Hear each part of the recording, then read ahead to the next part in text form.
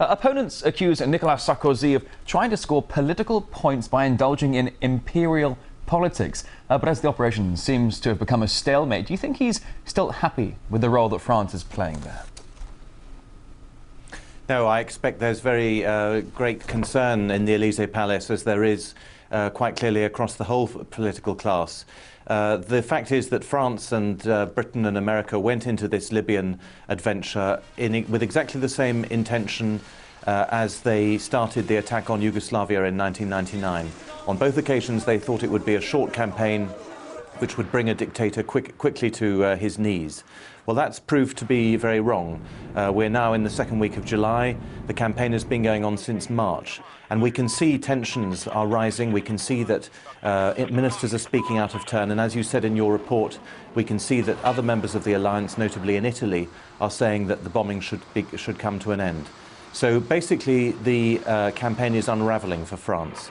Unravelling, and you're saying that enthusiasm, excuse me for interrupting, but enthusiasm is waning by some of the players in this intervention. But France has shown it's not averse to removing Gaddafi by force. But now Paris admits that it had contact with Tripoli, but denies full-scale negotiations. Is it a sign that France is reconsidering its position, do you think?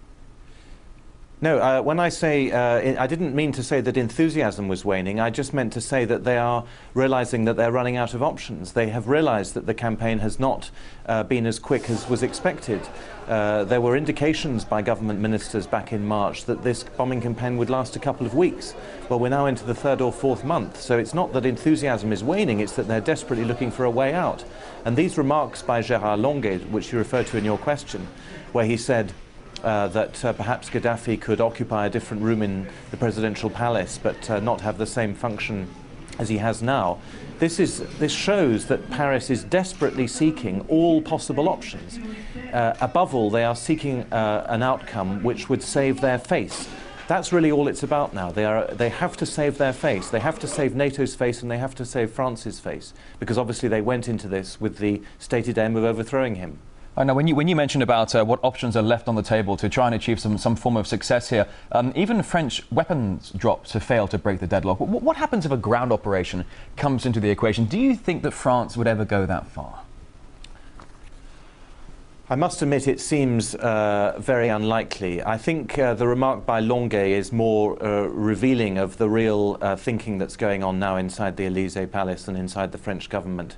I think they desperately want to find some kind of solution, some kind of outcome, whether it's a negotiation between the rebels or some face-saving measure which would allow Gaddafi to go. It's not entirely impossible that they would vote for a ground campaign, but on the basis of the fact that the Afghan campaign, which of course France is also involved in, is going badly, it doesn't seem to me to be very likely. Instead, these kinds of strange remarks that are coming out of the Defence Ministry, I think they are showing the way forward. All right, let's address the financial side of this. The operation has officially cost France well over $200 million at least. How wise do you think it was for France to get in on the operation with the financial crisis in Europe? Greece, Portugal, Italy, all on the brink of euro collapse. A smart decision, do you think?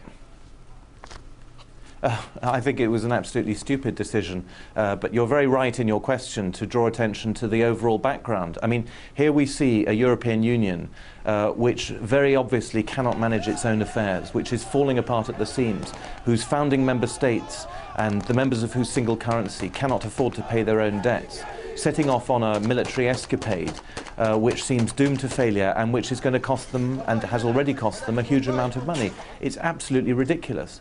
But in a perverse way, that's what makes their determination only the more dogged to continue, just as their determination to shore up the euro. The euro is completely dogged. They have invested infinite amounts of political capital in these ventures, in NATO and in the European Union. And if they fail, then these men's careers and reputation are completely on the line. And that's why they're determined to find some way out of this mess. John Laughland, Director of the Institute of Democracy and Cooperation in Paris. Many thanks.